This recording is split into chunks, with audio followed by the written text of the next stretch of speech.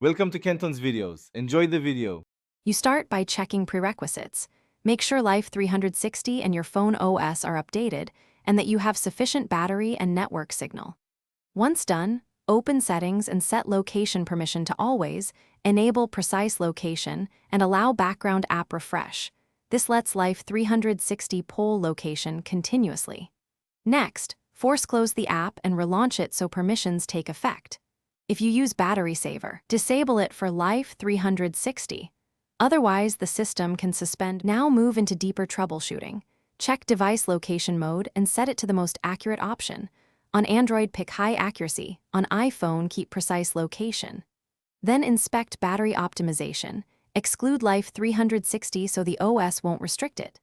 Clear the app cache or storage on Android, or offload the app on iPhone, and then log out and log back in to refresh account data. If the issue persists, reinstall the app to remove corrupted local files and rebuild the location feed. Finish by restarting the device to reset GPS services.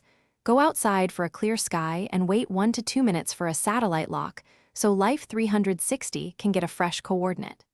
Then open the app, confirm circle permissions and that members are actively sharing location. Make sure no one is set to invisible. If updates still do not appear, collect diagnostics from the app settings, note timestamps, and contact Life360 support.